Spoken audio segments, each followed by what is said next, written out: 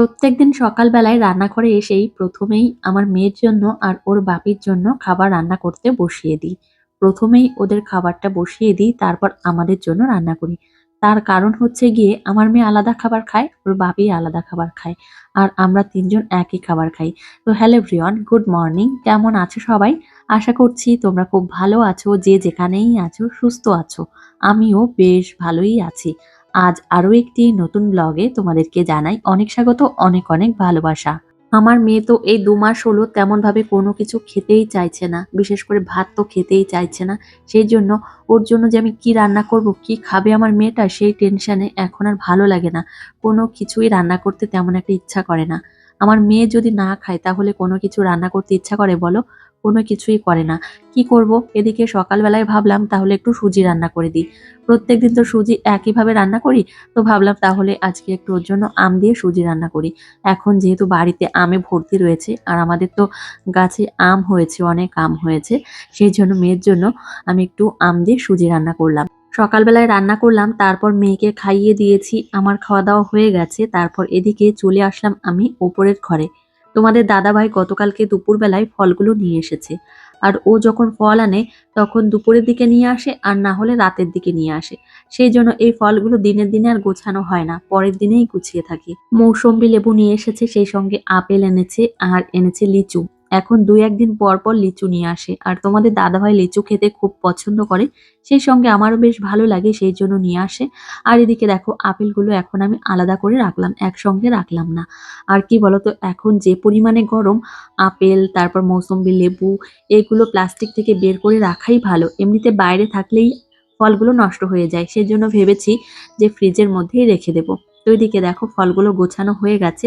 তো ভাবলাম এখন তাহলে ঘরটা একটু গুছিয়ে নিই, বিশেষ করে খাটটা।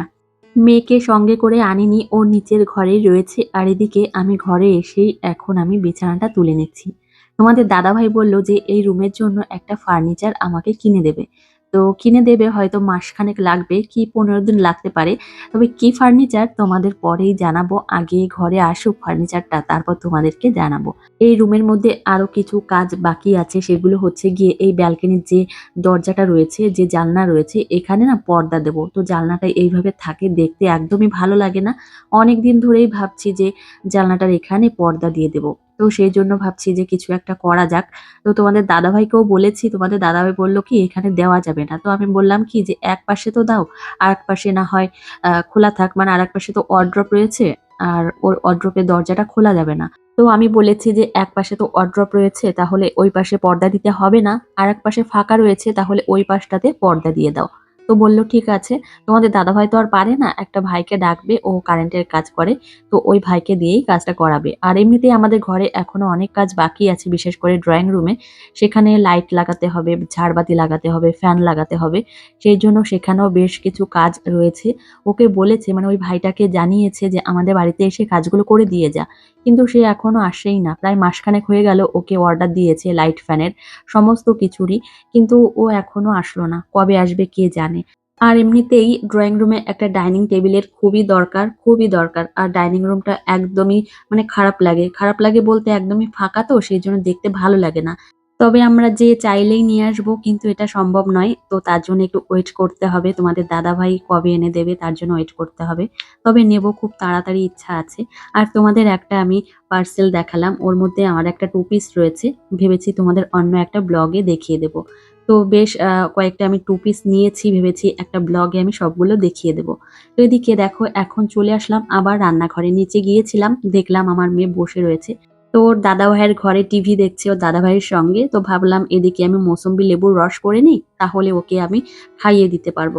দেখো আমার মেয়ে তো খাওয়া-দাওয়া ছেড়েই দিয়েছে। এখন কোনো কিছুই খেতে চায় না। একমাত্র এই যে লেবুর রসটা খায় আর গরুর দুধটা খায়। আর না হলে কোনো খাবারই খেতে চাইছে না। কি যে করব? আমি মানসিক দিক থেকে একদমই ভেঙে পড়েছি, কি বলবো। তো আগের শনিবার তো আমি ডক্টর দেখাবো ভেবেছিলাম, কিন্তু তোমাদের দাদাভাই তো বাড়িতে ছিল না, সেইজন্য দেখাতে পারিনি। তো ভেবেছি যে এই শনিবার দিন মেয়েকে ডক্টর দেখাতে নিয়ে যাব। তো কি বলেন ডক্টর সেটাই ভাবছি। তো মেয়েটা যদি একটু খাওয়া-দাওয়া করতো তাহলে আমার মনটা একটু ভালো লাগতো আর আমি অনেকটা স্বস্তিও পেতাম।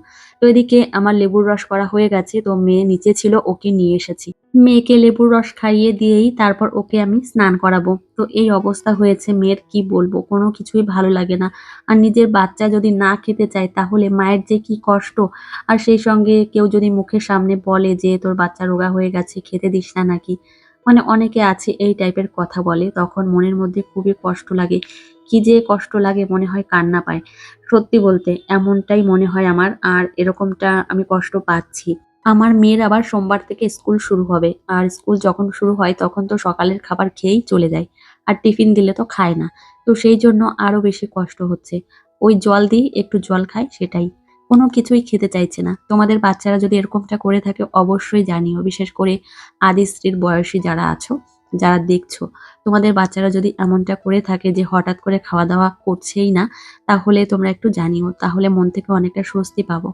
আসলে কি বলতো? আমার মনটা সবসময়ই খারাপ রয়েছে। সারাক্ষণ মাথার মধ্যে ঘুরছে আমার মেয়ে খাচ্ছে না। আমার মেয়ের শরীরের অবস্থা এমন হয়ে যাচ্ছে, সেইজন্য মনের মধ্যে খুবই কষ্ট। বিশেষ করে ওর বাপিও এখন খুব কষ্ট পাচ্ছে, মেয়েটা খাওয়া-দাওয়া করছে না। তো যাই হোক, এই যে মেয়েকে স্নান করিয়ে নিয়ে ঘরে নিয়ে আসলাম। এখন ওকে আমি রেডি করিয়ে দিচ্ছি।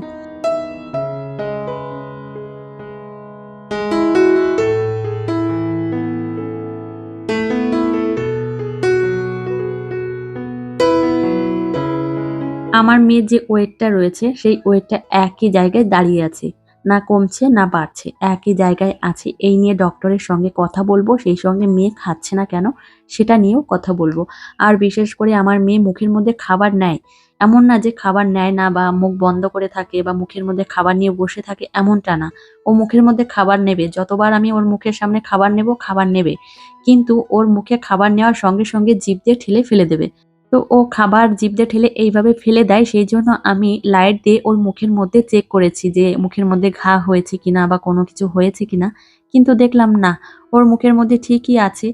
কিন্তু তারপরেও ও খেতে চাইছে না। শুধুমাত্র গরুর দুধ আর মৌসুম্বি লেবুর রসটা খাচ্ছে আর বাকি কোনো খাবার খাচ্ছেই না। তো এদিকে আমি রান্নাঘরে আসলাম, মেয়েকে তো রেডি করানো হয়ে গেছে। তো এসে আমার শাশুড়ি মাকে ডিমের খোসাগুলো ছাড়িয়ে দিয়েছি। আমার শাশুড়ি মা আজকে ডিমের ঝোল রান্না করবে। মাম্মাম সোনাকে আমি বলেছিলাম যে, "চলো তোমাকে নিয়ে একটু বই পড়তে বসবো।" কিন্তু ও বসবে না, দেখলেই তো কেমনটা করছিল। আসলে কি বলতো? খাওয়া-দাওয়া তেমন একটা করে না তো, আর মেজাজ এখন খুবই খিটখিটে হয়ে গেছে। আগের মতো অতটা ভালো মেজাজ নেই। আর ওর মনের বিরুদ্ধে কোনো কথা বললেই রেগে যাচ্ছে, খুবই রেগে যাচ্ছে। আর এদিকে প্রচন্ড পরিমাণে মেঘ হয়েছে আর হাওয়াও দিচ্ছে, মানে ঝড় ছেড়েছে। আর এদিকে মেয়েকে নিয়ে আমাদের ঘরের পেছনে আসলাম। আমাদের গাছে আম হয়েছে, তো সেই আম কুড়াতে এসেছি মেয়েকে নিয়ে। এদিকে তোমাদের দাদাভাই এই আমগুলো পেয়েছে। সত্যি বলতে এতটা পরিমাণে ঝড় ছেড়েছে, সেই সঙ্গে বৃষ্টিও নেমেছে।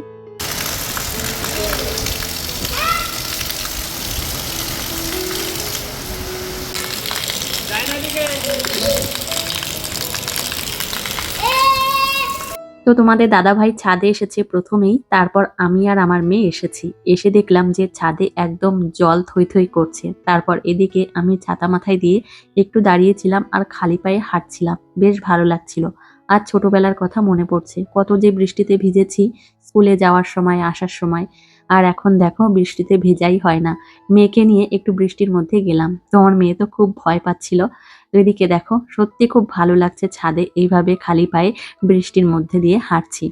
এই ঝড় বৃষ্টি হওয়ার জন্যই আমার মেয়েকে দুপুরের খাবার খাওয়াতে, খাওয়াতে অনেকটাই দেরি হয়ে গেছে। তো তারপর ছাদের থেকে নিচে চলে এসেছি। এসে ফ্রেশ হয়ে মেয়ের জন্য খাবার রেডি করলাম। তো মেয়েকে তো আমি দুপুরবেলায় একটা ডিম সিদ্ধ খাইয়ে দিয়েছিলাম।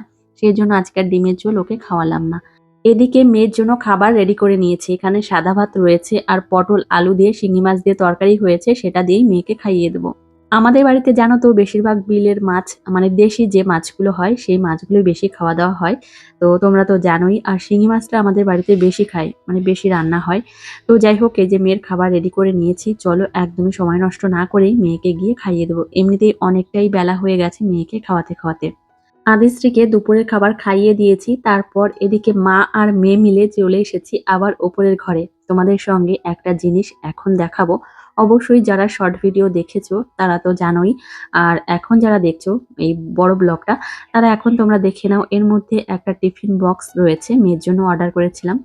তো আদিশ্রী তো এমনিতে টিফিন খায় না, তবু উপরন্তু আমি আর একটা টিফিন বক্স নিয়েছি। আসলে কি বলতো, একটা কম্পার্টমেন্ট রয়েছে, তো ওর যে টিফিন বক্সটা রয়েছে সেখানে একটাই খাবার দেওয়া যায়, সেই জন্য ভেবেছি যে আর একটা অর্ডার করি, অন্তত দুটো কম্পার্টমেন্ট থাকবে, তাহলে ওকে আমি একটা টিফিন দিতে পারবো, মানে একটা খাবার দিতে পারবো আর একটা ফল দিতে পারবো। আমার মেয়ে খাবার খাক বা না খাক, কিন্তু আমার মনের বিশ্বাস এইভাবে একদিন দিতে দিতেই আমার মেয়ে কোনো একদিন খাবে। হয়তো এবছর খাবে না, সামনের বছর থেকে খাবে, কিন্তু আমি প্রত্যেক দিনই ওকে টিফিন দেব, সেটা আমি ভেবেছি। আর এরপরে আমি আর একটা টিফিন বক্স নেব, 3টে কম্পার্টমেন্ট রয়েছে এই টাইপের। তো এখন আমার এসবের ইচ্ছা, জানো তো, আমার ইচ্ছা এখন আস্তে আস্তে কমে যাচ্ছে, মানে আমার নিজের ইচ্ছা। মাম্মা, তোমার পছন্দ হয়েছে? খুব পছন্দ। নতুন টিফিন বক্স মামামের জন্য পছন্দ, তাই? আচ্ছা, তোমার পছন্দ হলেই আমার পছন্দ মা। তুমি টিফিন খাবে? হ্যাঁ, নতুন টিফিন বক্স কিনে দিয়েছি। কোলে নামবে? আচ্ছা, নামিয়ে দিচ্ছি। হ্যাঁ, এখন সন্ধ্যা হয়ে গেছে আর সারাদিনে কতবার যে আমি উপর নিচ করি তার কোনো হিসাব নেই। এই উপর নিচ করতে করতেই আমার শরীর আরো অর্ধেক হয়ে গেছে। আর সেই সঙ্গে খাওয়া দাওয়া তো আছেই, প্রত্যেকদিন নিয়ম মেনেই আমি খাওয়া দাওয়া করি। সেই সঙ্গে প্রত্যেকদিন সকালবেলায় আমি ৩০ থেকে ৪০ মিনিট হাঁটাচলা করি। সেই জন্য শরীরটা এখন বেশ ভালো আছে আর একদম ফুরফুরে মেজাজ থাকে সারাদিন। শুধুমাত্র আমার মেয়ে খাওয়া দাওয়া করে না, সেই জন্য আমার মনটা একটু অসুস্থ, কি বলবো। তো উপরন্তু আমি ভালোই আছি এখন। আর এদিকে দেখো, আমি এখন সন্ধ্যা প্রদীপ দিতে আসলাম। আসলে অনেক দিন হয়েছে আমি উপরে ধূপধুনো দেখাই না, তো ভাবলাম যে আজকে একটু ধূপধুনো দেব। আর ধূপধুনোর গন্ধে চারিপাশটা একদম শান্ত ও স্নিগ্ধ হয়ে যায়। ধূপধুনোর গন্ধ এতটা ভালো লাগে আমার, কি বলবো, ভাষায় প্রকাশ করা যাবে না। তো সেই জন্য ভাবলাম যে একটু ধূপধুনো দেওয়া যাক। তো এদিকে দেখো, এত সুন্দর গন্ধ বেরোচ্ছিল, কি বলবো, ভেবেছি আর একদিন দেব। তো এদিকে প্রথমেই আমাদের রুমে চলে এসেছি আর খুব সুন্দরভাবে ধূপ দিলাম। আর এদিকে এখন আমি ব্যালকনিতে যাব, অন্যান্য রুমে যাব, তারপর সিঁড়িঘরে যাব, সমস্ত জায়গায় আমি ধূপধুনো দেব। তবে আদিশ্রী ওর বাপি এখনো শুয়ে আছে, তো ওদের রুমে অল্প একটু দিয়ে আবার বেরিয়ে আসব। এখন যাব সিঁড়িঘরের ওইদিকে। তো দেখো, এখন আমি যাচ্ছি হচ্ছে মন্দিরে। তো এখানে হচ্ছে আমাদের মন্দির করা হয়েছে, তো তোমাদের তো দেখানো হয়নি। তো ভেবেছিলাম যে আগে ঠাকুর বসাই, তারপর তোমাদেরকে দেখাবো। এটা হচ্ছে আমার ছোট্ট একটা মন্দির, স্বপ্নের মন্দির।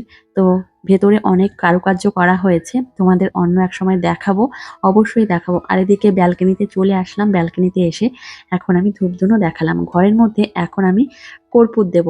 আসলে কি বলতো, এই কর্পূর তোমাদের দাদাভাই প্রায় ২ বছর ধরেই দিচ্ছে। এটা খুব একটা পজিটিভ এনার্জি আনে। তো এদিকে দেখো, এটা আমি দিয়ে দিলাম আর এখন লাইটটা অন করে দেব।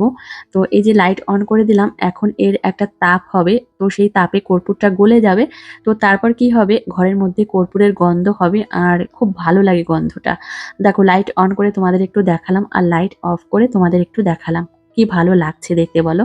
তো তারপর এদিকে চলে এসেছি এখন আমি রান্নাঘরে। রান্নাঘরে এসেই মেয়ের জন্য খাবার রেডি করব, সেই সঙ্গে শ্বশুরমশাইয়ের চা। আর এদিকে এখন তোমাদের দাদাভাইকে আম কেটে দিলাম। তো বললো কি যে এখন খাবো না, তো এই টিফিন বক্সের মধ্যে দিয়ে দাও, আমি বাজারে নিয়ে যাব, সবাই মিলে খাবো, ওর বন্ধুদের নিয়ে খাবে। তো সেই জন্য একটু বেশি করে কেটে দিয়েছি, ওর বন্ধুদের নিয়ে খাবে যেহেতু। তো সেই জন্য তো এদিকে এগুলো আর ধরছিল না এই টিফিন বক্সের মধ্যে, তারপর এগুলো রেখে দিলাম আর বাকিগুলো দিয়ে দিলাম। তো এই যে দেখো, তোমাদের দাদাভাইয়ের হাতে আমি দিয়ে দিলাম, এখন ও চলে যাবে বাজারে। আবার মেয়েকে এখন আবার হেলথ ড্রিঙ্ক খাওয়াতে হবে, এই সন্ধ্যার সময় একটু কান্নাকাটি করে। ওর বাপি চলে যায় বাজারে, সেই জন্য কান্নাকাটি শুরু করে দেয়, কি বলবো, এই কান্নাকাটি থামাতে আমার আধ ঘন্টা লেগে যায়। মেয়ের জন্য নতুন হেলথ ড্রিঙ্ক তোমাদের দাদাভাই অনলাইন থেকে নিয়েছে। আমার মেয়েকে লিটিল জয় খাওয়াই আর বেশ অনেকদিন ধরেই খাওয়াচ্ছি, এটা খুবই ভালো। তো তোমাদের দাদাভাই অনলাইন থেকে অর্ডার দিয়েছিল, ফাইনালি চলে এসেছি, আজকেই ওপেন করব। খুবই ভালো চকলেট ফ্লেভারের এটা।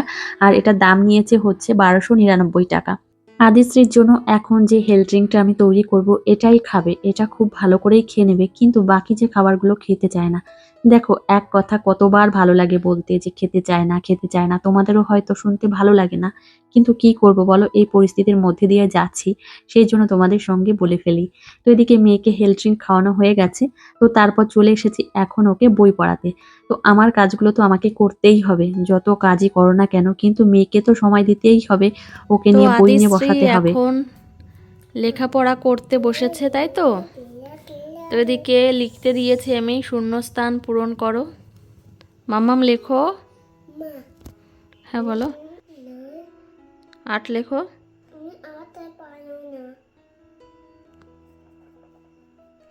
তারপর এটা কি, এটা কি? তারপর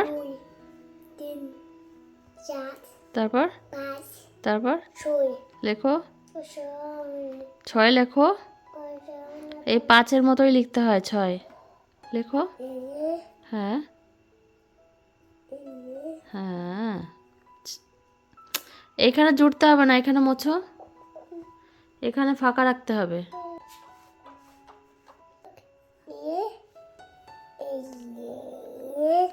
তারপর এটা কি?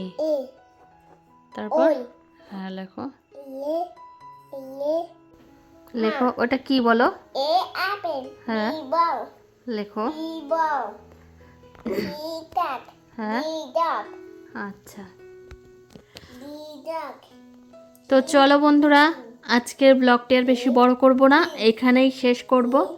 তোমাদের কেমন লেগেছে জানিও। আর এদিকে দেখো মাম্মাম সোনা লিখছে। হ্যাঁ বলো। হ্যাঁ লেখো। হ্যাঁ। তো যাই হোক বন্ধুরা, আজকের ব্লগটা এখানেই শেষ করছি। তোমাদের সঙ্গে দেখা হবে পরের একটা মিষ্টি ব্লগে।